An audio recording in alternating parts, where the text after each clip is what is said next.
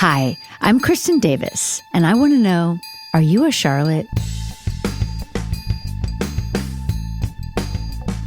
Hi, everybody. Welcome to Are You a Charlotte? Today, I have the most special guest. It's Marcia Cross, everybody. I cannot wait for you to hear our conversation. I'm sure you all know Marcia. Marcia is incredible. Her breakout role was in 1992 as Dr. Kimberly Shaw on Melrose Place. We were on the show together. And then she became hugely well known as Bree Vanderkamp on Desperate Housewives, where Kyle MacLachlan played her husband. I mean, the connections that I have with this woman go back so far, and we're going to have a lot of fun. So thanks for joining us. Okay, everybody. It's so exciting. Joining us on Are You a Charlotte is the amazing, the fantastic Marcia Cross. Oh my God, I just thought, am I a Charlotte? No, but I've always wanted to be a Charlotte. We can get to that at the end, okay? Put a pin in that. Yes, I will remember to get back there. Okay, this is the thing, you guys. We are talking about one of the LA episodes. It's the first one. It's Escape from New York. And I've wanted to have Marcia on since the beginning that I started the podcast. And, you know, life has been taking her in many places. So I'm happy that there was a little opening that you could do this episode, because when I think of the 90s, I think of Marcia, because I spent literally like a huge chunk of the 90s with you, running around Santa Monica. You know, we were filming up in Calabasas. Oh, yeah, that's right. Right? We were trooping around Brentwood. Yes. I mean, apparently, occasionally going out into the world, because there are pictures of us. Yes. I love those pictures. I'm like, oh, look at us. We're babies. Totally. And we did, but I did not feel like a baby at the time. Did you? Of course not. Right? No, you don't feel like a baby. No. It's only later you go like, oh my God, I was 12. But, right? Right. I mean, I felt like we were like seasoned. You saw more than me. You know what I mean? Definitely did. Right? Yeah. Oh, yeah. It was right. Like, but now we look back on it and we're like, oh, we're little children. I know. What I could have told myself back then. I know. Yeah. I know. And people sometimes ask me that, like, what would you tell yourself? And I say that I would tell myself, you know, take a breath. Everything's going to be fine. Yeah. Because I just remember so much kind of like angst. Yeah. I feel like my angst at that age was like, am I going to have a family? I feel like that was my big angst at the time. For sure.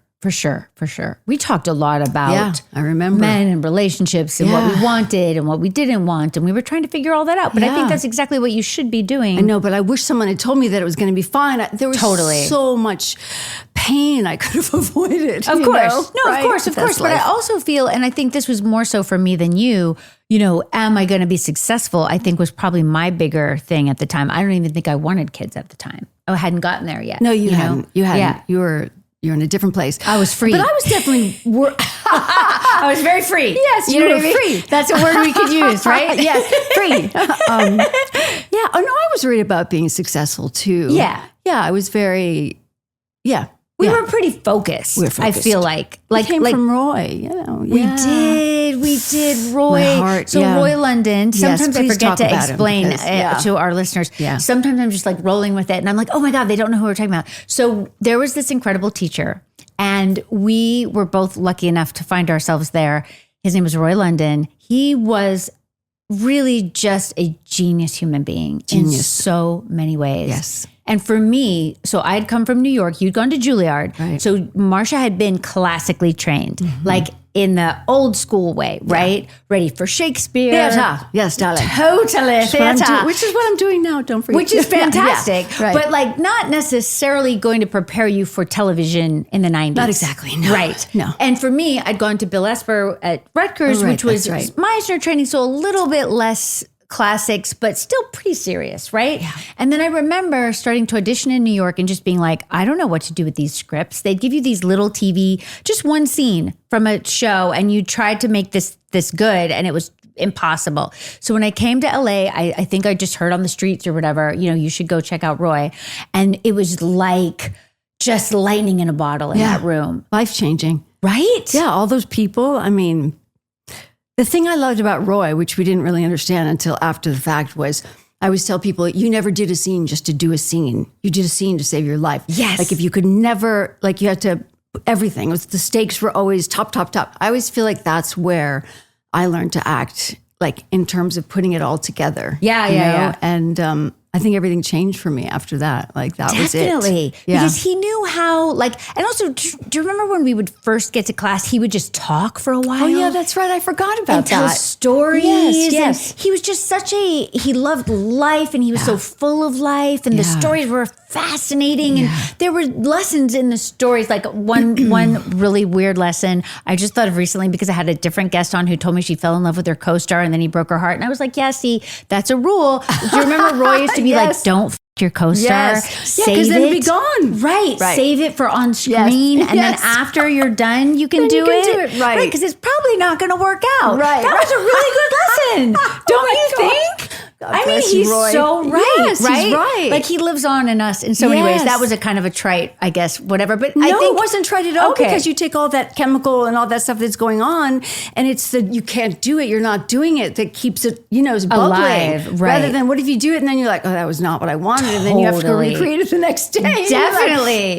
Right. It's hampered your actual creativity and the energetics of it. And I feel like that was the thing that Roy was so special about. And as you said, he taught us how to take a really lame scene on the page. Yeah. Because obviously in film and TV, sometimes each scene art is not great, right? Yeah. And how to kind of put something on top of it that meant something to you in that moment, where you had stakes that may not even have been in the scene, but it made it interesting. Pretty much how I do all my work. Yeah, it's amazing to think about. Yeah. I did get into some trouble. I mean, mostly on Melrose. I'm trying to think a little bit on the beginning of Sex and the City, because I'd spent so many years auditioning and going to Roy. Like I used to go to Roy 4 nights a week. Wow. Right? We would just observe, right? Yeah. So you'd have one class that was yours, and then 3 nights that you'd audit. And you learned so much from watching him work with others that it was just a joy to go to. I wish I could do it right now. I know, me too, Roy. Please we have come. to Be present with us. Yeah. Yes. Roy has since passed, and one of the reasons he was so brilliant was that he had AIDS and nobody knew it. And unfortunately, out of nowhere, it was like, out of nowhere, sudden. So upsetting. Still breaks my heart. I know. Needless. It seems so needless when you think about it. Because it seemed like it wasn't exactly in the throes of everything, right? When everybody was passing, it was like, it was it felt like, it was much later. Wait a second, how is this 100%, happening? Yeah. And he really just was the most vibrant person. Oh my God. You would have never nothing thought. sickly about him. No. He was like full of life. Anyway, I know.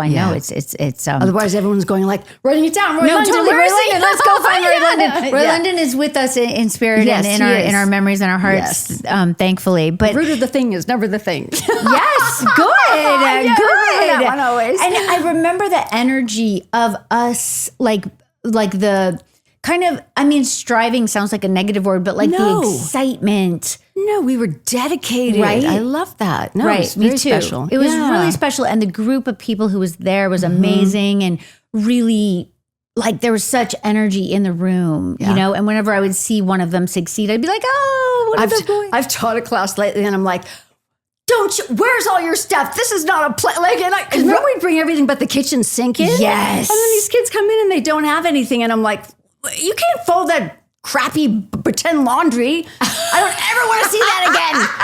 I'm like, do something specific. That's so good. But remember? Yes. We would never ever phone it in like that. No. We'd spend, we'd come in with like, oh my God, yeah, we rehearsed like every day, like that was our lives. But when we weren't rehearsing, this is what I remember about us. Okay. And this might have been when we had already been on Melrose. I don't know. But like, do you remember the magazine stands? Oh, yeah. And there were like 2 or 3 that were like our haunts. Oh, right. So like, let's say we didn't have an audition or we didn't have a class or whatever. We would like go to yoga, and then we would go, let's go by the magazine stand. And they don't even exist anymore. I know. So crazy. And not even those fun yoga schools too. Like, I know. Yeah. It was way back. It was way back before yoga. Now there's a Yoga Works on every corner. Yeah. But like, back in the day, there was one place on Montana, Yoga Works, the true Yoga Works, and people would say like, "Oh, is it a religion?"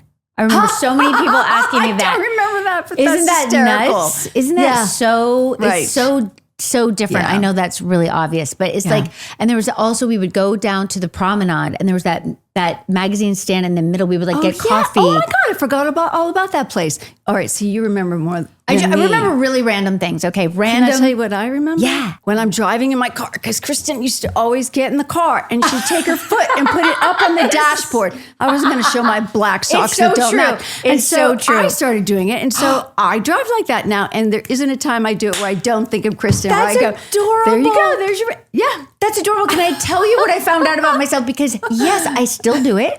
And sometimes I take my shoe off, right? Yeah, So sure. that, I can just put my bare foot up there. And it is kind of, I think, in some ways a Southern thing, right? Because like you would be, I don't know that. You know, because like you'd be out on the back roads or whatever, you know what I'm saying? Now it has more meaning even. Yeah. But I also got a scan and I have scoliosis in my do lower too, back. actually. This is why it's comfortable. Oh, right. That makes sense. Because it's twisted, my lower is twisted, so I need to take the pressure off in the car. Oh, that makes sense. You can't really change your position. Right. So I just recently found this out. Me too, which I don't like actually. I know, but not that we need to go down that road. Yeah, but let's it's an not. interesting. Maybe that's why it's so because comfortable. I know. I still do it. Yeah. You know what I mean? It's kind of a needed thing because you spend so much time in the car in LA. That's so funny. Yeah. What a random thing that you remember. And do. very true. Very true, Marcia. Very true. I also remember, so you had your adorable house. I did. I still have it. You still have it? I have it. Yeah. Oh my God. I know. love it. I still go to Dr. Oh my God, you do? I do. 30 years later. And he's had kids and they're all grown up probably by now. Yes, they're going to Stanford and one wow. graduated from Harvard. Yeah, I knew that was coming. They're doing great. Yeah. They're doing great. Yeah, I still go to him and I drive by Kristin. that house and I'm like, the house. Yeah. I mean, it's rented, but Oh, good. yeah. That's so smart. Yeah. So smart. I know. I just loved it. I could never sell it. I know it's a good house. Oh, it was a good house. I know. It's old. I know, it's so like sweet. it. Me Yeah. too. And then I went and I rented a house that reminded me of your house because I was like, this is what I should do. Like Marcia's, she knows what to do. So I'm going to try to do. Do you remember this house? Yes, of course I do. Yes, they have totally redone it. It's unrecognizable. Oh, really? Sometimes we have to go a back way because I live not that far from there now. Yeah. And I go to my kids like, I used to live in that house, but it didn't look like that.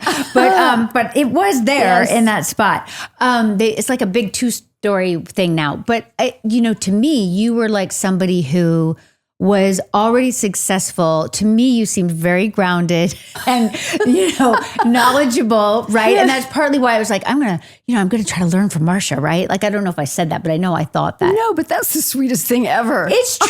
So but sweet. you were not so much ahead of me that I felt like we couldn't relate. No, we're the right? same. Like we were Yeah. in it. We Yes, were totally. in it and we liked the same things and we were interested in the same things. And I just remember it being like fun. And I remember that when I did get Sex in the City, people would say to us, well, who spends this much time with your girlfriend? And I was like, well, I just spent like 3 solid years with Marcia Cross. Like, you know what I mean? And thank God. Yeah. Right? I'm Yeah. so thankful for that time. I know. That there was someone who I could trust, in the bigger situation that we were in, which is not like it was horrible, but it was, unclear what was going to happen. You kind of needed an anchor. Yeah. I mean, I feel like I am an anchor. Yeah. I mean, I just In feel a like great that. way. Yeah. In a so- great way, you are an Yeah. anchor. So, you're I'm very grounded and crazy at the same time. But yeah, I've got both. I mean, crazy in the way that you need to be. You know what I'm saying? Like you have enough of an understanding of human nature to play the different things that you have to play. Yeah. Yes. I can run the gamut. When I went to Melrose, when I got Melrose, which you were already there, right? Okay. So you'd been that's there, right, I was there. since the beginning, I think, right? Or Not the soon. beginning, but like at some point. Yeah. Right. I came on. Sooner than Yeah. me, certainly, because I came kind of late, I think. I don't know how long it went, but whatever. And you've been in Roy for so long, Yes, right? yes. And I just wanted to be so good, you know what I mean? And I just wanted to, do my best in a situation that didn't necessarily want that. Correct. They wanted to get the shot. Let's go. Exactly. Right. Hurry up. We got don't 6 move. more episodes we're shooting today. Exactly right. And there were a few things that I did that I think back on where I'm like, I cannot believe I did these things, but it was all from the Roy perspective of like, you do what you have to do in a scene. Yes. Like I was often working with Andrew Shue, who was more of a soccer player, type of a personality, like athletic and to the point and let's get it done. Yes. And I would mess with them in scenes. Like I would mess with them to try to like get them like present or whatever. Yes. And I remember he'd get really mad at me. And I feel really bad. You're doing the right thing. Do you? Well, yeah, I do that. If I'm on stage, like I was doing, I do something, and if the person starts to like zone out, I don't stick to anything. I just go for that moment and grab them back. So I think it's totally that makes me feel better. That makes me feel Yeah. better because when I think back, I'm like, ooh, wow, he must have just been super irritated that he got this. It probably brought him to life, and got him out of his comfort zone. I but thought still, so. Yes. Yeah. I mean, I thought so. Right? I'm totally in favor of it. Thank you. So. This is why we love Marcia. We have such similar sensibilities. So let's just recap a little bit before we talk about the episode. Just life. So we're running around. It's the 90s. We're going to Roy, which is like just joy. Fabulous. And you feel like, I think it bridged the gap between like, okay, you're going on all these crazy auditions. You're driving here. You're driving there. Oh my God, the driving. Remember all of it? Yes. Like Warner Brothers. Oh my God. Like I feel like I lived at that Warner Brothers They don't casting even office. understand what they get like 4 times a day. You get sides, go home, drive there. 4 times a day to Change the same your outfit. location, change your outfit, put the stuff in the car. Oh my God, and I had this crappy little red car, remember? And there was just no air conditioning and like. Me too. Oh yes. my God. Yes. Anyway, sorry. I Yes. interrupted. No. Go ahead. All of that. This all is what of that. we're doing. And so you're in that, which is kind of hard, right? Yeah. But then you also have this joy of going to Roy that feels very connected, and he's working with people who are doing movies, and he's talking about the scripts, and it made you feel like, yes, I can do it. Yes. It can be done. Yeah, right. definitely. Like this is the way to do it, and the way that it works, and the way that it's fun, right? Like it added fun to it, and I love that part, and I'm so thankful for him, and the whole class being there, and then we're up there. I get on the show. We're up there in Calabasas, wherever the heck, desert, right, filming, which was so freaky and weird. Yeah, it was weird. Yeah, right? It's not like that anymore. No. It's all built up. And I mean, I haven't been up there lately, but the times that I have been up there, I'm like, oh my gosh. Oh, really? Wow. Yeah. All I remember is Target, which we called Target. Yes, and that was the still, only place to go at lunch. Yeah. So we didn't. Or it was 125 degrees. Exactly. And you didn't leave your And you trailer. just had to be in your trailer. Yeah, it was really odd. And you had really no sense that you were doing something that was a big deal or whatever. It was very... God, no. Are you kidding? No. Although I did pretend every time I did a scene like, okay, it's Scorsese and I'm Michelle Pfeiffer and these are the stakes. This Smart. was me and my... Smart. Listen, I tried over there. I tried. I don't think my things were as lofty. I was like, I'm going to get Andrew Shue to... pay attention to me. That's what I was doing. Well, that was your hill to climb. But I was crazy, so I had Good for a lot. you. I had a big. But that's why you were incredible. Yeah, So incredible. So, oh my God, are you kidding? Super incredible scenes. So then they kill me. And I remember like, how did you die? I don't remember. I died in the pool. Hold on. I died in the pool, but I don't know why. I got drunk and I fell in the pool. Oh, that's great. I like that. It was the best part of my whole character. That's good. I like it. And then they weighted me down and had me sink in my hair. Oh, okay. And then that's I was a ghost. Back. Yes. Then I was a ghost. ghost. Yes, that's right. I they remember were into now. this over there, right? Like wacky things. And then I get fired, but you're still on. And then, but I don't know for how long, but you're still living in your house. I'm still living in my house. I think we were still hanging. Yeah. Right? Yeah. And then some time goes by where I don't know what's going to happen. And then I get Sex and the City. I go up to New York. It totally perfectly. You do? Please tell. Well, I just remember you getting the job, and I remember saying to you, "This is going to change your life." No way. Oh, yes. Oh, yeah. I don't remember that. I knew. I was like, "This is a big deal," and I said, "This is going to change your life," because I knew the people involved were good, right? And it was a great idea, and it just. You just know, like, yes. I don't think I knew that about Desperate, but I definitely didn't. Because that's the next thing that happened. Sex and the City. Interesting. Totally. Yeah. Because, I mean, I felt in my gut like I really wanted to be a part of it, but I didn't necessarily feel that it would be all that it came to be. I did. Wow. I remember saying it to you. You probably really didn't but I just remember. I even remember where I was standing. Maybe we were on the phone or something. Wow. Like I remember I was in my little laundry area in my house. I just remember saying it right there. Yeah. Amazing. And so then soon after, you get Desperate Housewives. I don't know the timing because I have no sense of time. I don't have a great sense of time either. This podcast is actually helping me kind of categorize things. Yes. Because I can look at years like, oh, yes, this is 2000. I remember 2000 because it was the year before 2001, which is obviously a very changing year for the world and definitely for our country. But I feel, so this is what I remember. I remember you came to one of our LA premieres when we did such a thing, low key, right? Premiere is a loose word, right? We would show 2 episodes. There's pictures of us there. We're showing our lower abdomen. Oh my God, really? Yes. 90s. I'd like to see it now because it probably was very flat. It looks great. Let me tell you, we both look great. We both look so great. Funny. And I know we didn't necessarily feel that way. Of course not. But we look fantastic. Oh, that's so sweet. And then there's like funny pictures. This would have been Melrose type. I can put all these pictures on Instagram when we put this up. There's pictures of us, I think, at a Melrose event. Might have been like the 100th episode that or something. I do remember because I saw those pictures. Yeah. And you're like, I don't know what's happening in those pictures, but I look like a child, like a little child. I'm eating cake or something. I don't know. Sweet. And they repost them on Instagram as us both being Kyle MacLachlan's fictional wives. Yes.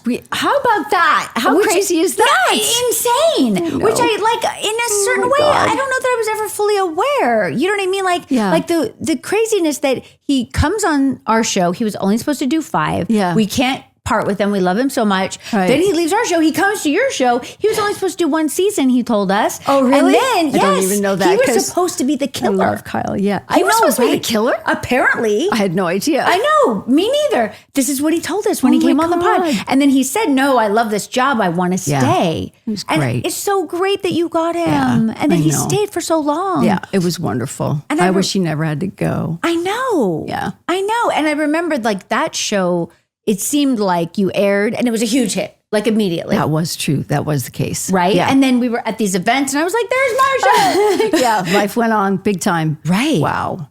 Yeah. What was that experience like for you? Like, did you think like, because you told me you had already gone back to school. Right. But so, yeah, I had been, after Melrose, I was not happy because I would only get a certain kind of audition, and I thought I really don't want to do bad TV for the rest of my life. Like that is not going to be my life. Totally. So I had been going to classes at Antioch just because I was interested. And then at some point I realized, oh my God, I have all these credits. All I have to do is my clinical hours and I can get my degree. So I started doing my clinical hours and it was kind of fabulous. And then I remember I thought, okay, well, I guess that's it for me because I just couldn't imagine, like, I don't want to, no offense, but wasn't my path was just not going to happen. So, my God, your little socks are so cute. Anyway, this is how it was.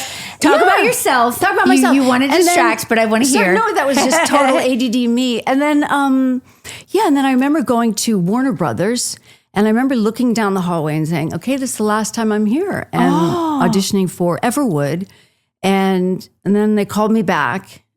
And I was like, I still didn't think anything of it. I still thought that was it. And then I had a girlfriend, she was like, no, this is a good show. You need to work on it. So I worked on it. And then I got it. And then I wound up in Utah and I was in Salt Lake City. And then I still thought I wanted to have a baby by myself. And like I was still in that family thing. And so they wanted me to audition for Desperate Housewives. And I read it and I said, well, I want to audition for the narrator because I want to have a baby. I want to adopt a baby. Wow. So I go in and then Mark Cherry said, no, I want you to read for Bree. So, okay. So anyway, that's that. And then once I got that was the end of, then I was off and running and haven't looked back, although I loved getting my degree and I'm always fascinated with people and humans and psychology. Yes. So yes. That is super interesting. Yeah. And you're currently doing a play, which I also love. I just want to mention that really quick before we ever talk about Sex and the City. Yeah, well, that's it's so fun. That's what I wanted to do. Yes. So I feel like I've spent my whole life getting back to my original dream. Right. That's, so I'm very happy about it. Amazing. Yeah, let me just say it really quick so I don't, it's at the Ruskin Theater in Santa Monica, which they just built a brand new theater, 2 little spaces, which I just love.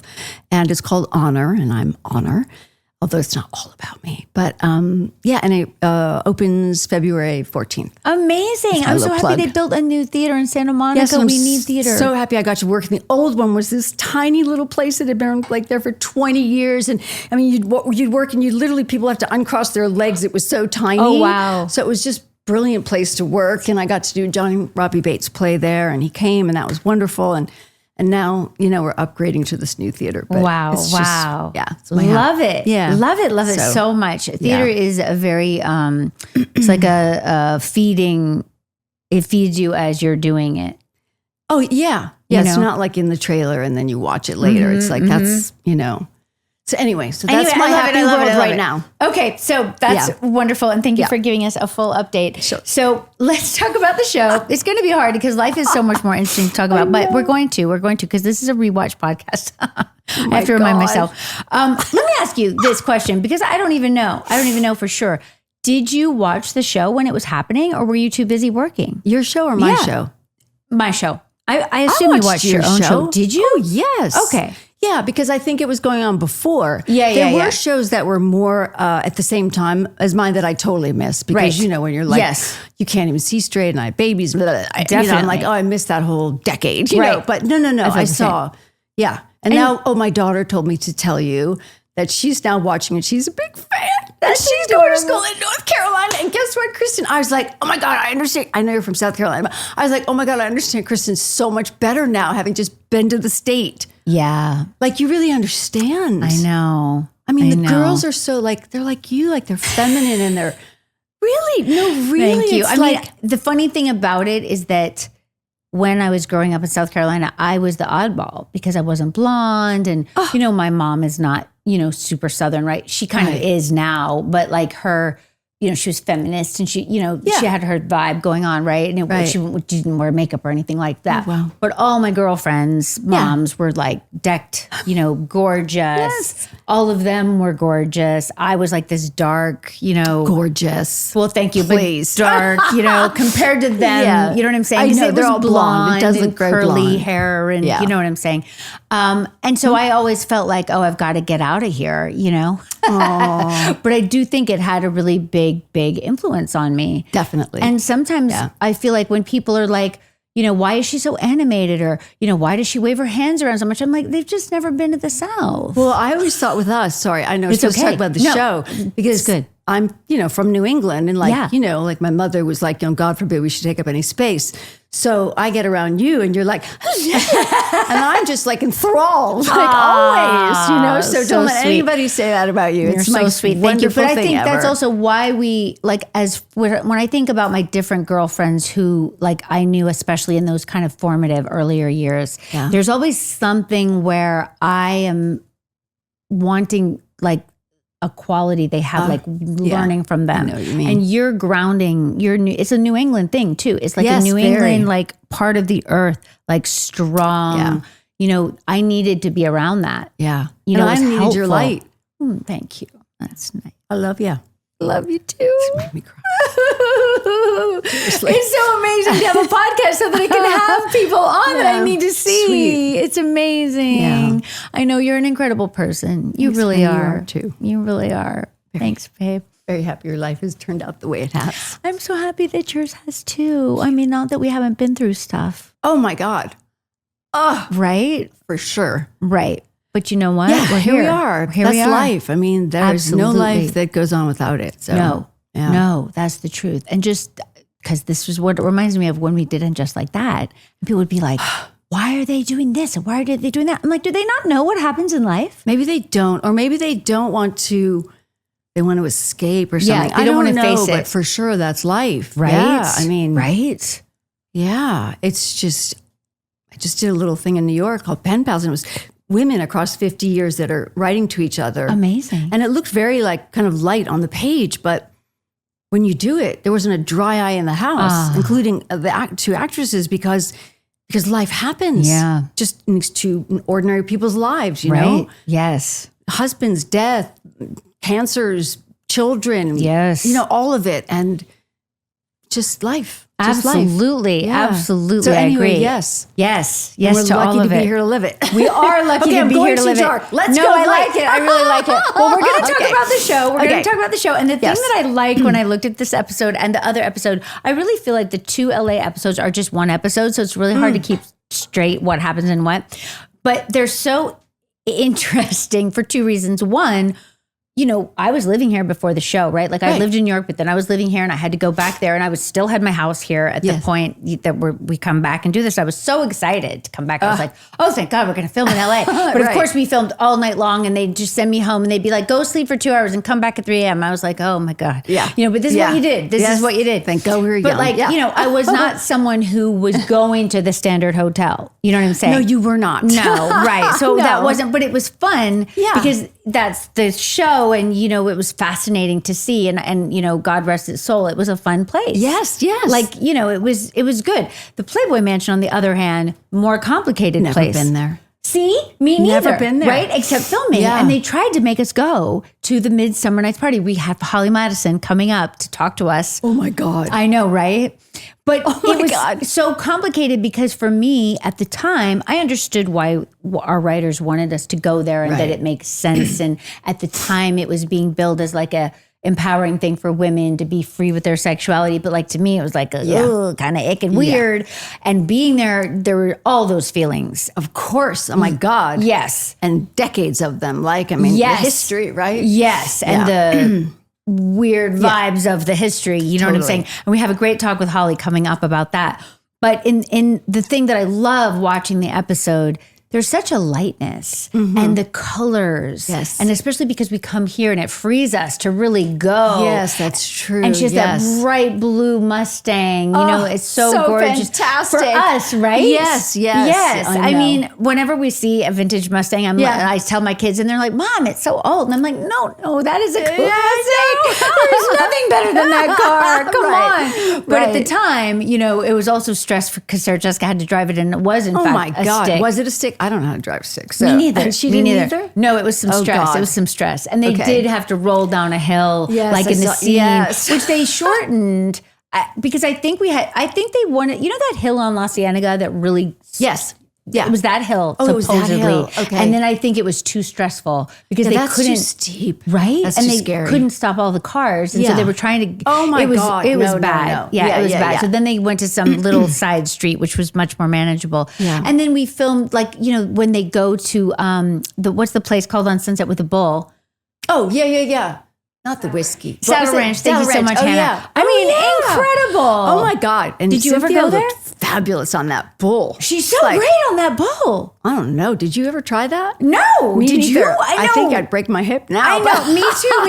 But we just weren't doing stuff like that. I love that. That's a great thing about when you get thrown into these circumstances. Probably with her too. It's like, okay, here we go. And then you just act it. And you're like, oh, I guess I'm riding the bull, right? Definitely. But I mean, she really did get on that thing. Yeah, she did. I think I was there that day because Charlotte misses the one episode, but then she comes for the other. But because I live here and I was so excited, I would go to see or whatever. And then I was like, this thing's crazy in here. Yeah. I'm going to leave. Cynthia's fine. You know what I mean? She's fine. She's obviously so brave and does it all. But it's so great how they cut to the slow-mo of it all. Oh, it's fantastic. It's really good. It's really good. And I think when Carrie, I almost said Sarah Jessica, is going to Warner Brothers, I mean, it just brought back. Oh my God, me too. Oh my God. I was like, every drive on there. And then when the guard said something, I'm like, wait a second, did he send her to the public parking lot? I know. I was going through my thoughts too. I was like, she's going to be lost. She is going to be lost. Like they should have really had more. I love how funny. Then she finds the New York street on the lot. Yes. And of course it doesn't really look like New York and it's totally empty. Yes. And it is such a surreal place over there, but it's still there. And, I hope that whoever gets a hold of Warner Brothers. Don't you love that we've got to be on all those lots, even though we were dragging our stuff and auditioning. It's like, I love all those memories. Me too. Me too. You guys, this is so much fun that we are going to have a part 2. So join us later in the week on Are You a Charlotte?